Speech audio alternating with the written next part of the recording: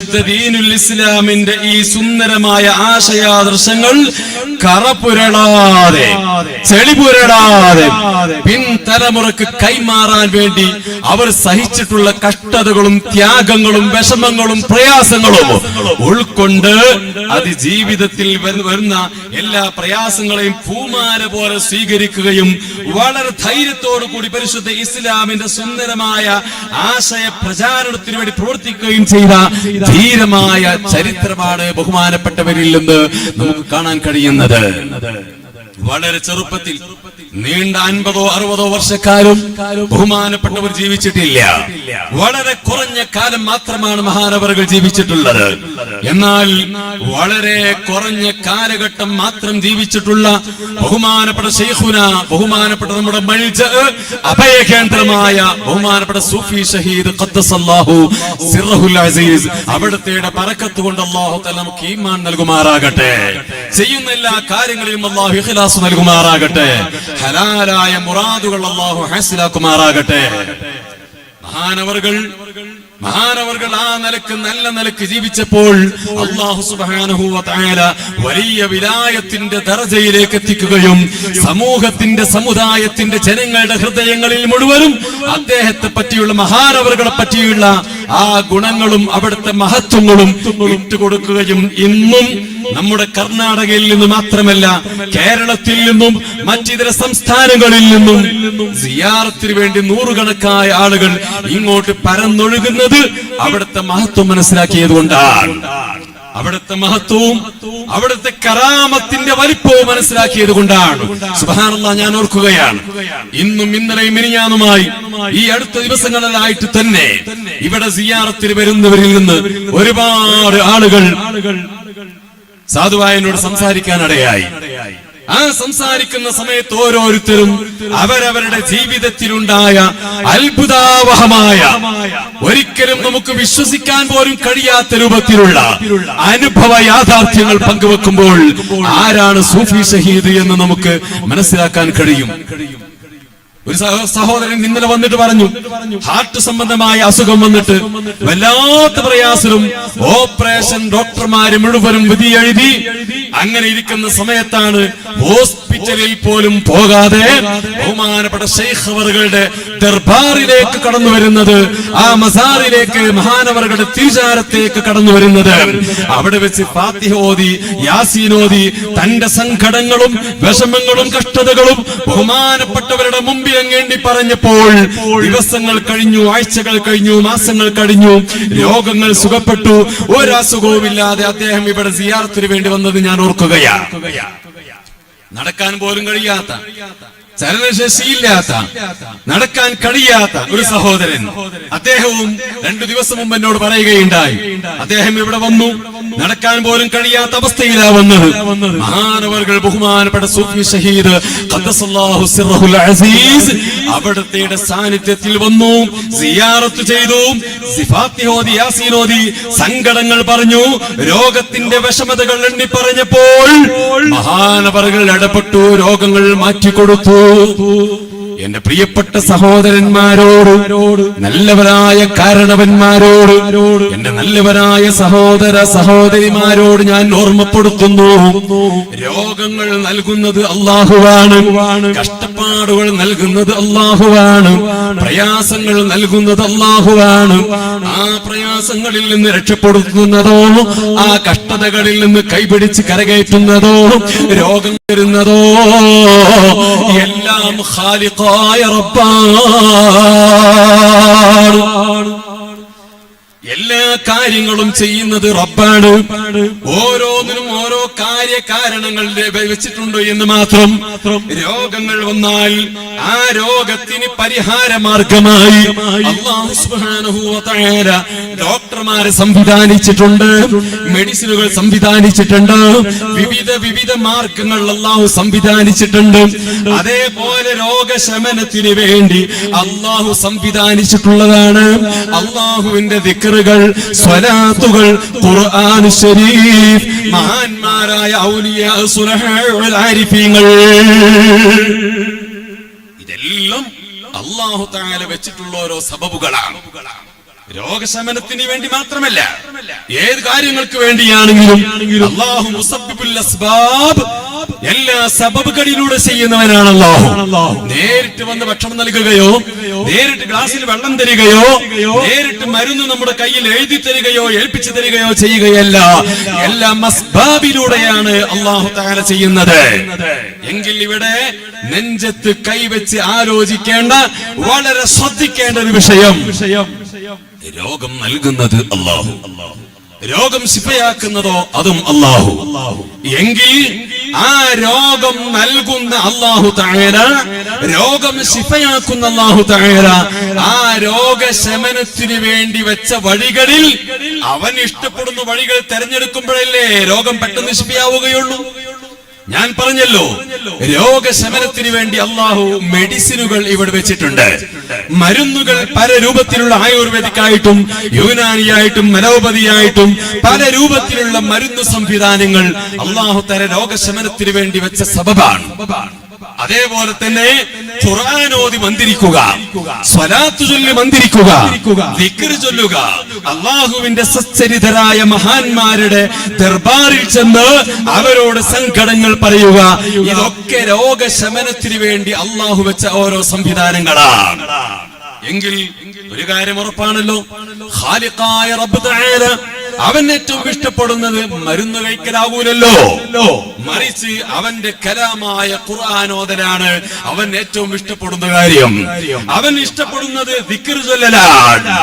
അവൻ ഇഷ്ടപ്പെടുന്നത് സയ്യിദുൽ വജൂദ് ഹബീബ് മുഹമ്മദുർ റസൂലുള്ളാഹ്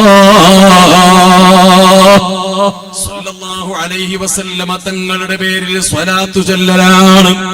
യജമാനായ റബ്ബിനെ മാത്രം ചിന്തിച്ച് അല്ലാഹു തആലയല്ലാത്ത ഒന്ന് എന്റെ ഖൽബിൽ വരരുത് എന്ന കാര്യം ചിന്തിച്ച് അല്ലാഹുവിന്റെ മാർഗത്തിൽ ജീവിതം ഒഴിഞ്ഞു വെച്ച മഹാന്മാർ, ബഹുമാനപ്പെട്ട സൂഫി ഷഹീദ് തങ്ങളാവട്ടെ, അജ്മീരിൽ മറവിട്ട് കിടക്കുന്ന ബഹുമാനപ്പെട്ട സുൽത്താനുൽ ഹിന്ദ് ഖാജ മുഈനുദ്ദീൻ ചിശ്തി അജ്മീരി തങ്ങളാവട്ടെ, ബഹുമാനപ്പെട്ട ഗൗസുൽ ആദമാവട്ടെ, റിഫായി ശൈഖാവട്ടെ, ഏതേത് മഹാന്മാരെ ചരിത്രം നോക്കിയാലും ജനങ്ങളിൽ നിന്ന് അകന്ന് പലരുടെയും ചരിത്രം അതാണ്. ജനങ്ങളെ തൊട്ട് കാണാതെ, ജനങ്ങളിൽ നിന്ന് മറഞ്ഞ് ഒറ്റയ്ക്ക് ഒഴിഞ്ഞിരുന്ന് ഹൃദയം അല്ലാഹുവിലേക്ക് മാത്രം തിരിച്ചു വെക്കാൻ പര്യാപ്തമായ സ്ഥലങ്ങൾ തെരഞ്ഞെടുക്കുന്നു. അജ്മീരിൽ പോയ ആളുകൾക്കറിയാം, അജ്മീരിൽ മറവിട്ട് കിടക്കുന്ന സുൽത്താനുൽ ഹിന്ദ് ഇന്ത്യ രാജ്യത്ത് ഇന്നും ഭരിച്ചുകൊണ്ടിരിക്കുന്നത് അവിടുന്നാണ്. സുൽത്താനുൽ ഹിന്ദിന്റെ ബറക്കത്ത് കൊണ്ട് അല്ലാഹു സുബ്ഹാനഹു വ തആല നമ്മുടെ നാടിന് യോജിക്കുന്ന, നാടിന്റെ ഭദ്രത കാത്തു സൂക്ഷിക്കാൻ ഉതകുന്ന നല്ലൊരു ഭരണം അല്ലാഹു നൽകുമാറാകട്ടെ. ന്യൂനപക്ഷത്തിനെ എതിർക്കുന്ന, ഇന്ത്യ രാജ്യത്തെ ഏതെങ്കിലും ഒരു വിഭാഗത്തിനെ അടിച്ചമർത്താൻ വേണ്ടി ശ്രമിക്കുന്ന മുഴുവൻ അക്രമികാരികളിൽ നിന്നും അല്ലാഹു ഭരണം ഊരിക്കളയുമാറാകട്ടെ. സുൽത്താനുൽ ഹിന്ദിന്റെ ചരിത്രം എടുത്തു നോക്ക്, അവിടുത്തെ ചരിത്രം പഠിച്ചു നോക്ക്. മഹാനവറുകളതാ വർഷങ്ങളോളം ഇബാദത്ത് ചെയ്യാൻ തെരഞ്ഞെടുത്ത ഗുഹ നമുക്ക് കാണാൻ കഴിയും. അജ്മീർ ചെന്നാൽ, ഞാൻ ഓർക്കുന്നു അജ്മീരിൽ ചെന്നു, അങ്ങനെ അവിടെ സിയാറത്ത് ചെയ്ത് മഹാനവറുകൾ ഇബാദത്തിന് വേണ്ടി തെരഞ്ഞെടുത്ത ആ ഗുഹക്കുള്ളിൽ അത് കാണാനും സന്ദർശിക്കാനും തബറുക്കിനും വേണ്ടി പോയപ്പോൾ എന്റെ കൂടെയുള്ള ആളുകളോട് ഞാൻ പറഞ്ഞു, ഹാജാത്തങ്ങൾ എങ്ങനെ ഹാജയാകാതിരിക്കും, ഹാജാത്തങ്ങൾ എങ്ങനെ നേതാവാകാതിരിക്കും. ഇന്നും അവിടെ ചെന്നാൽ ആ ഗുഹക്കുള്ളിൽ ഒരു 5 മിനിറ്റ് ഇരിക്കാൻ നമുക്ക് കഴിയൂല. ചൂടാണ്, ശക്തമായ ചൂടാണ്. എന്നാൽ ആ കാലഘട്ടത്തിൽ ആൾപ്പാർപ്പില്ലാത്ത കാലം, ജനതാമസമില്ലാത്ത കാലം, ആളുകൾ തിങ്ങിയില്ലാത്ത കാലം, ഒഴിഞ്ഞു കിടക്കുന്ന മലമ്പ്രദേശത്തിൽ പാറകളുള്ള ആ പാറന്റെ അടിയിൽ അവിടെ കടക്കുമ്പോൾ വന്യമൃഗങ്ങളുണ്ട്, പുലികളുണ്ട്, നരികളുണ്ട്, സിംഹങ്ങളുണ്ട്. വന്യമൃഗങ്ങൾ വിരാജിക്കുന്ന ആ സ്ഥലത്ത് പോയി ആ ഗുഹക്കുള്ളിൽ ഇരുന്ന് നിസ്കരിച്ചത് ഒരു ദിവസമല്ല, ഒരാഴ്ചയല്ല, ഒരു മാസമല്ല, പതിറ്റാണ്ടുകളോളം ഇബാദത്തിനായി കഴിഞ്ഞുകൂടി. ആ നിലക്ക് പതിറ്റാണ്ടുകളുടെ ഇബാദത്തിനായി ഗുഹക്കുള്ളിൽ കഴിഞ്ഞുകൂടി ബഹുമാനപ്പെട്ട ശൈഖുനാ വ മൽജൗനാ വ മൗവാനാ വ മുർശിദുനാ സൂഫി ഷഹീദ് ഖദ്ദസല്ലാഹു സിർറഹുൽ അസീസ് അവിടുന്നും ഇബാദത്ത് ചെയ്യാൻ വേണ്ടി ഒരു ഒഴിഞ്ഞ സ്ഥലം തെരഞ്ഞെടുത്തുകൊണ്ട് തന്റെ ഹൃദയം അല്ലാഹുവിലേക്ക് തിരിച്ചു വെക്കുകയാ. കേട്ടില്ലേ നിങ്ങൾ? അല്ലാഹുവിന്റെ മഹാന്മാരിൽ പലരും പറഞ്ഞു വെച്ചത് എന്റെ ഹൃദയത്തിലെങ്ങാനും അല്ലാഹു അല്ലാഹ് എന്ന ചിന്തയല്ലാത്ത എന്തെങ്കിലും എന്റെ ചിന്ത എന്റെ ഹൃദയത്തിലേക്ക് വന്നാൽ ഹക്കംതു ബിരിദ്ദതി, ഞാൻ മുർത്തദായി പോയിട്ടുണ്ട്, ഞാൻ ഇസ്ലാമിൽ പുറത്തു പോയിട്ടുണ്ട് എന്ന് ഞാൻ വിധി എഴുതും. എന്റെ ഹൃദയത്തിൽ അല്ലാഹു അല്ലാത്ത ചിന്ത വന്നാൽ എന്ന് പറയാൻ മാത്രം ധൈര്യം എവിടുന്ന് കിട്ടി? അല്ലാഹു സുബ്ഹാനഹു വ തആലയെ അങ്ങേയറ്റം ഇഷ്ടവെച്ച് ആ അല്ലാഹുവിൽ ലയിച്ച് ആ അല്ലാഹുവിൽ ശ്രദ്ധ കേന്ദ്രീകരിച്ച് അല്ലാഹുവിലങ്ങ് ജീവിതം മുഴുക്കിയപ്പോൾ അവരുടെ ഹൃദയത്തിൽ ഇല്ല അല്ലാഹു അല്ലാത്തൊരു ചിന്തയുമില്ല. കേട്ടില്ലേ നിങ്ങൾ ഒരു മഹാന്റെ ചരിത്രം? അദ്ദേഹം റൂമിൽ ഇങ്ങനെ കിടക്കുകയാണ്. മഹാന്മാരായ ആളുകളെ സംബന്ധിച്ചിടത്തോളം എല്ലാത്തിനും അവർ കാണുന്നത് അല്ലാഹുവിനെയാണ്. എന്ത് സംസാരിച്ചാലും വിഷയം അല്ലാഹുവാണ്, എന്ത് കണ്ടാലും അവർ കാണുന്നത് അല്ലാഹുവാണ്. അദ്ദേഹത്തിന്റെ റൂമിലേക്ക് അദ്ദേഹത്തിന് വിസിറ്റ് ചെയ്യാൻ വേണ്ടി കടന്നു ചെന്നപ്പോൾ അദ്ദേഹം കട്ടിലിൽ കടന്നിട്ട് ഇങ്ങനെ ഉരുണ്ട് ഒരു കോമാളിത്തരം കളിക്കുന്നത് പോലെ, കുട്ടികൾ കുസൃതി കളിക്കുന്നത് പോലെ കട്ടിലിൽ ഇങ്ങനെ ഉരുണ്ട് മറിഞ്ഞ് കളിക്കുകയാണ്. വിസിറ്റ് ചെയ്യാൻ വേണ്ടി ചെന്ന അവിടേക്ക് കടന്നു ചെന്ന സഹോദരന്മാര് ചോദിച്ചു, ഓ ശൈഖ് അവർകളെ, എന്താണ് നിങ്ങൾ കാണിക്കുന്നത്? എന്തേ നിങ്ങൾ തമാശ കാണിക്കുന്നത്? ഈ കയറി ചെന്ന ആളുകൾ വിചാരിച്ചത് അദ്ദേഹം ഒരു തമാശ കാണിക്കാന്നാ മനസ്സിലാക്കിയത്. കണ്ടാൽ അങ്ങനെ തോന്നൂ, അല്ലെങ്കിൽ മഹാന്മാരെ ലോകം നമുക്ക് തിരിച്ചറിയാൻ കഴിയില്ലല്ലോ. ഔലിയാക്കന്മാരെ അറിയുക ഔലിയാക്കന്മാർക്കാണ്, ആരിഫീങ്ങളെ അറിയുക ആരിഫീങ്ങൾക്കാണ്. ആരിഫീങ്ങളെ പ്രവർത്തനം കണ്ടാൽ, ഔലിയാക്കന്മാരെ പ്രവർത്തനം കണ്ടാൽ കോമാളിത്തരമായി കുസൃതി കളിയായി നമുക്ക് തോന്നിയേക്കാം. എന്തേ ശൈഖ് അവർകളെ നിങ്ങൾ കാണിക്കുന്നത്? മഹാനവറുകൾ ഇവരോട് ചോദിക്കാണ്, ഞാനിങ്ങനെ കടക്കുന്നത് കണ്ടിട്ട് ഒരു അല്ലാഹു എന്ന് എഴുതിയ രൂപമില്ലേ? അപ്പൊ അവരെന്താ കാണിക്കുന്നത്? കടന്നിട്ട് അല്ലാഹു എന്ന് എഴുതുന്ന രൂപം ഉണ്ടാക്കുക. അവരെ ചിന്തകൾ മുഴുവനും അല്ലാഹുവിലാണ്. ഈ നിലക്ക് അല്ലാഹുവിലേക്ക് ശ്രദ്ധ കേന്ദ്രീകരിച്ച് ജീവിതം മുഴുവനും അല്ലാഹുവിലങ്ങ് സമർപ്പിച്ചു കഴിഞ്ഞ മഹാന്മാർ, ആ മഹാന്മാരുടെ ജീവിതത്തിലേക്ക് ചിന്തിച്ച് ആ മഹാന്മാരുടെ സവിധത്തിൽ ചെന്ന് സങ്കടം പറഞ്ഞാൽ യജമാനനായ റബ്ബ് തട്ടുമോ? അല്ലാഹു സ്വീകരിക്കാതിരിക്കുമോ? അതുകൊണ്ടാണ് മഹാന്മാരടക്കിൽ പോയി സങ്കടം പറയുമ്പോൾ രോഗം മാറുന്നത്. പക്ഷേ ഒരു കാര്യം, നമ്മുടെയൊക്കെ അവസ്ഥ എന്താണ്? ഒരാൾക്ക് പനി വന്നാൽ വേഗം ഓടും ഡോക്ടർമാരുടെ അടുക്കിലേക്ക്. പറയുന്നു ഞാനും അങ്ങനെ തന്നെയാണ്. എല്ലാവരും ആദ്യം ഡോക്ടർമാരുടെ അടുക്കിലേക്ക് ചെല്ലും. അങ്ങനെ രോഗങ്ങൾ വലിയ മാരകമായ രോഗമാണെന്ന് ഡോക്ടർ വിധി എഴുതിയാൽ പനിയാണ്, തുടക്കത്തിൽ മാറുന്നില്ല, മരുന്ന് കുടിച്ചിട്ട് മാറുന്നില്ല. ദിവസങ്ങളും മാസങ്ങളും കഴിഞ്ഞു ചെക്കപ്പ് നടത്തിയപ്പോൾ ക്യാൻസറിന്റെ അംശമുണ്ട് എന്ന് ബോധ്യപ്പെട്ടാൽ അതാ വലിയ ഹോസ്പിറ്റലുകളിൽ പോയി ചെക്കപ്പ് നടത്തുന്നു, മരുന്ന് കഴിക്കുന്നു.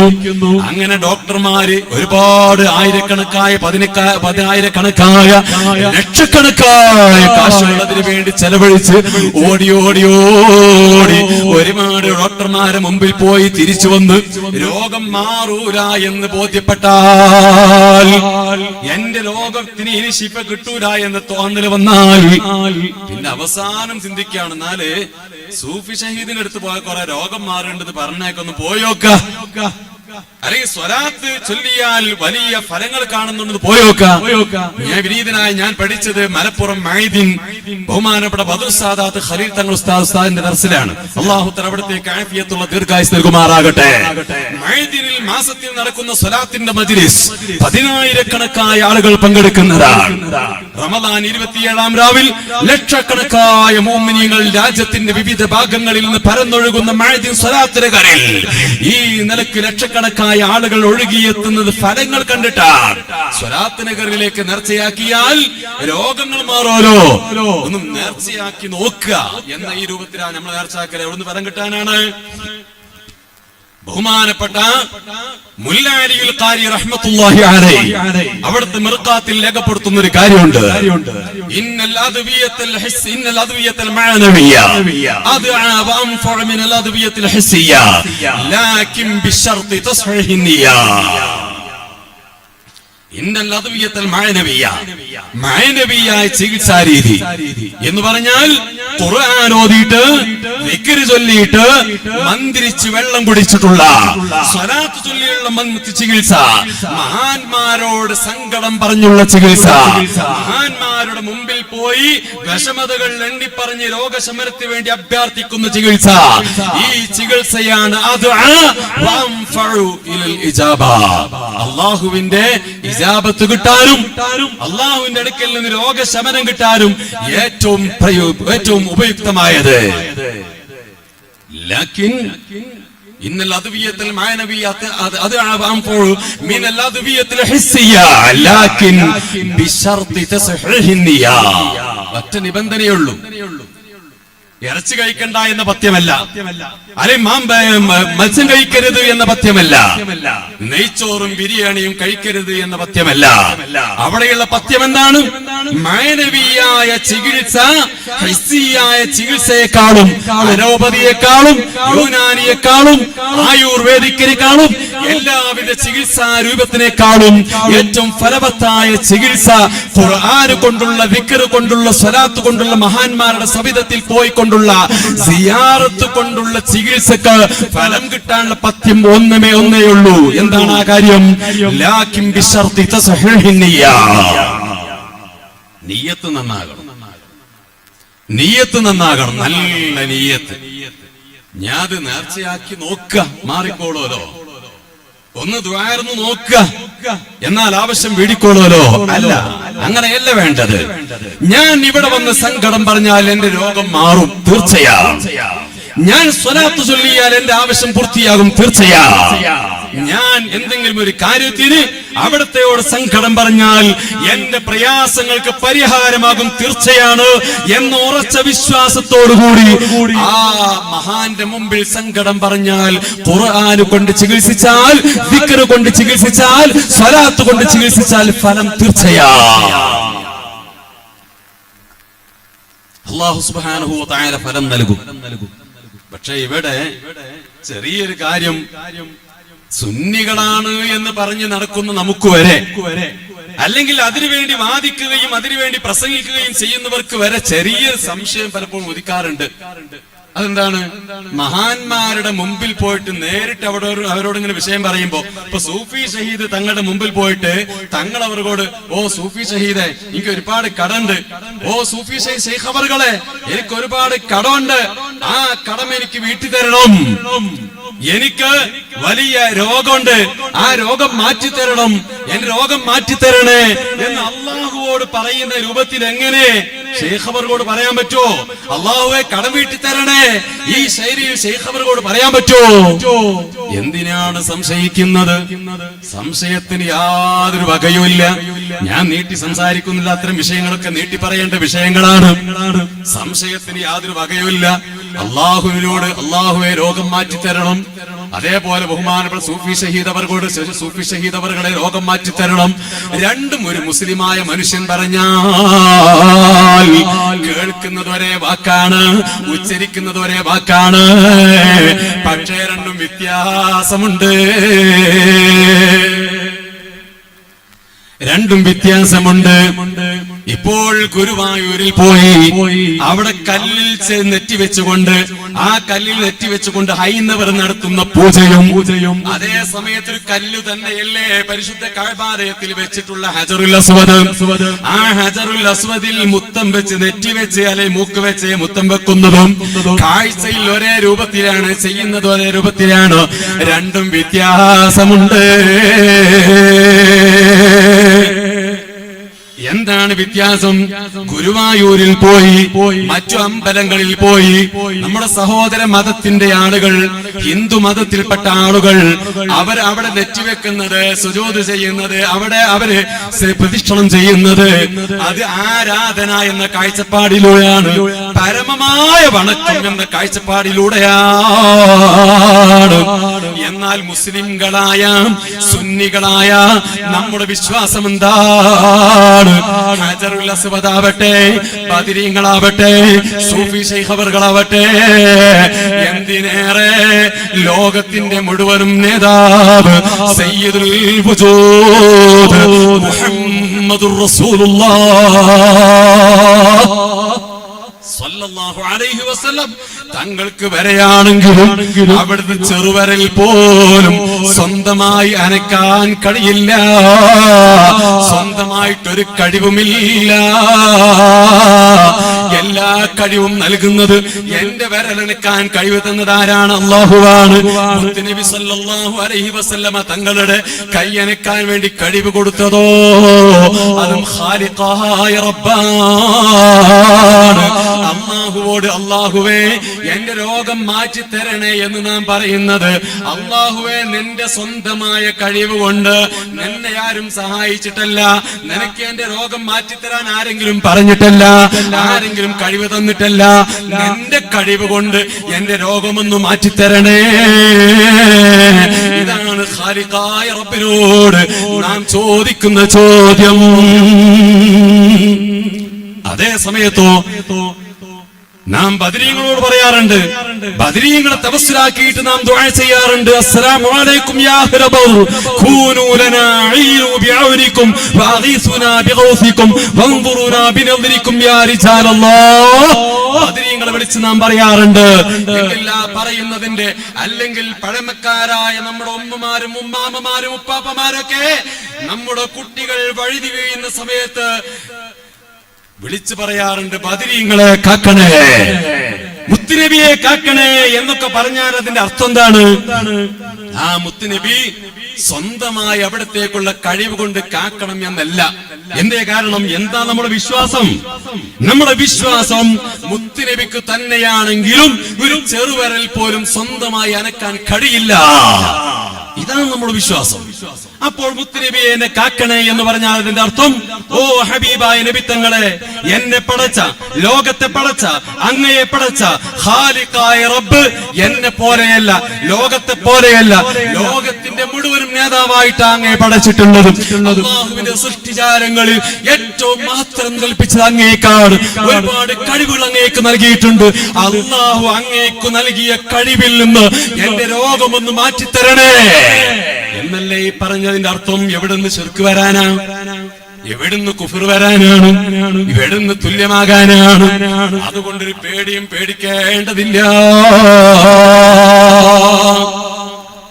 ജീവിച്ചിരിക്കുന്ന മഹാന്മാരോട് എങ്ങനെ നാം പറയുന്നു, അതേ രൂപത്തിൽ അവരോട് പറയാൻ ഒരു മടിയും മടിക്കേണ്ടതില്ല. നമ്മുടെ ജീവിച്ചിരിക്കുന്ന ആലിമീങ്ങളോട്, ഔലിയാക്കളോട്, ആരിഫീങ്ങളോട് നമ്മുടെ സങ്കടങ്ങൾ എങ്ങനെ എണ്ണിപ്പറയുന്നു, അതേ രൂപത്തിൽ, അതേ നാണയത്തിന്റെ അതേ വശത്തിൽ നിന്നുകൊണ്ട് തന്നെ മരിച്ചുപോയ ആളുകളോട് നമുക്ക് പറയാം.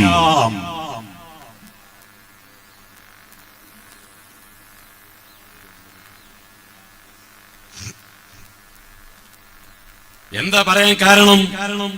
അങ്ങനെ പറയാനുള്ള കാരണം എന്താണ്? ഇപ്പോ ഏതെങ്കിലും ഒരു വലിയ ബഹുമാനപ്പെട്ട താജുൽ ഉലമ സയ്യിദ് അബ്ദുറഹ്മാൻ അൽ ബുഖാരി ഉള്ള ആൾ, അല്ലാഹു തആല അവിടത്തേക്കുള്ള ദറജ ഏറ്റു കൊടുക്കുമാറാകട്ടെ. ബഹുമാനപ്പെട്ട ശംസുൽ ഉലമ ഇ.കെ. അബൂബക്കർ മുസ്ലിയാർ, അല്ലാഹു തആല ദറജ ഏറ്റു കൊടുക്കുമാറാകട്ടെ. ഇവരൊക്കെ മരിച്ചുപോയ മഹാന്മാരാണ്. അവരൊക്കെ ജീവിച്ചിരിക്കുന്ന കാലഘട്ടത്തിൽ ബഹുമാനപ്പെട്ട താജുൽ ഉലമയുടെ അടുക്കൽ പോയി, ശംസുൽ ഉലമയുടെ അടുക്കൽ പോയിട്ട് പല ആളുകളും സങ്കടം പറയാറുണ്ട്. വല്ലാത്തരം നമ്മുടെ പ്രിയപ്പെട്ട നേതാക്കന്മാര് നമ്മുടെ വേദിയിലേക്ക് വരുന്നു. അല്ലാഹു അക്ബർ, അല്ലാഹു അക്ബർ, ലാ ഇലാഹ ഇല്ലല്ലാഹു, അല്ലാഹു അക്ബർ, അല്ലാഹു അക്ബർ വലില്ലാഹിൽ ഹംദ്. ഞാൻ അവസാനിപ്പിക്കുകയാണ്. പറഞ്ഞു വെച്ച വിഷയം പൂർത്തിയാക്കുക. അപ്പൊ ജീവിച്ചിരിക്കുന്ന മഹാന്മാരോട് നാം സഹായം ചോദിക്കുന്നത് ഇപ്പോ താജുൽ ഉലമയായാലും ശംസുൽ ഉലമയായാലും രോഗശയ്യയിൽ കിടക്കുന്ന സമയത്ത് വരെ ഞങ്ങളുടെ നാട്ടിൽ വലിയ പ്രശ്നങ്ങളുണ്ട്, മറ്റു തീവ്രവാദികളുടെ വിഷയങ്ങളുണ്ട്, നിങ്ങൾ കാക്കണം എന്ന് പറഞ്ഞാൽ വാളും പരിചയപ്പെടുത്തി നമ്മൾ കൂടെ വരണമെന്നല്ലോ. ആ പറഞ്ഞതിന്റെ അർത്ഥം നിങ്ങൾക്ക് ആത്മീയമായ പവർ അള്ളാഹു നൽകിയിട്ടുണ്ട്, ആ ആത്മീയമായ പവർ വെച്ച് ഞങ്ങൾ സഹായിക്കണമെന്നാണ്. എന്നാൽ മരണം എന്ന് പറഞ്ഞാൽ ആത്മാവ് നശിച്ചു പോകലല്ല, ആത്മാവ് തന്റെ ജഡത്തിൽ നിന്ന് വിട്ടുപിരിയലാണ്, ബോഡിയിൽ നിന്ന് ആ ആത്മാവ് വിട്ടുപിരിയലാണ്. മരണമെന്ന് പറഞ്ഞാൽ ആത്മാവിന് മരണമില്ല. സംസ്കരിക്കപ്പെട്ട ആത്മാവ് അത് ആ ജീവിച്ചിരിക്കുമ്പോൾ ആ തടിയിലുണ്ട്, വഫാത്തായി പോയ തടി ഖബറിലാണ് എന്നേ ഉള്ളൂ. അതുകൊണ്ട് ആത്മാവിനോട് ജീവിച്ചിരിക്കുന്ന സമയത്ത് ചോദിച്ച അതേ രൂപത്തിൽ വഫാത്തായതിനു ശേഷവും ചോദിക്കാൻ പറ്റും. അല്ലാഹു തആല ഇവിടെ കിടക്കുന്ന സൂഫി ഷഹീദ് അവർകൾ, ഹസൻ സഖാഫിൽ ഹളറമി തങ്ങൾ, ഇവിടെ മറവട്ടിടുന്ന മുഴുവൻ ഔലിയാക്കന്മാർ, അല്ലാഹുവിന്റെ ആരിഫികൾ, മഹാന്മാർ, മഹദികൾ ആരൊക്കെയുണ്ടോ അവരുടെയൊക്കെ കാവലും തർബിയത്തും സഹായവും നമുക്ക് എല്ലാവർക്കും അല്ലാഹു നൽകുമാറാകട്ടെ. ഈ പരിശുദ്ധമായ പരിപാടിയിൽ സംബന്ധിക്കാനെത്തിയ നമ്മുടെ നേതാക്കന്മാർ ഒരുപാട് ആളുകൾ വരാനുണ്ട്. അവർക്കെല്ലാവർക്കും അല്ലാഹു ദീനി ഖിദ്മയിലായി ദീർഘായുസ്സും ആഫിയത്തും അല്ലാഹു നൽകുമാറാകട്ടെ.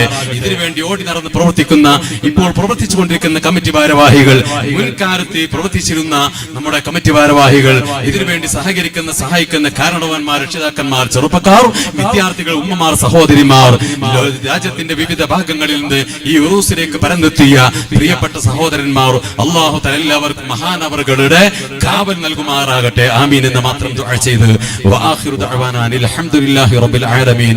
അസ്സലാമു അലൈക്കും വറഹ്മത്തുള്ളാഹി വബറകാതുഹു.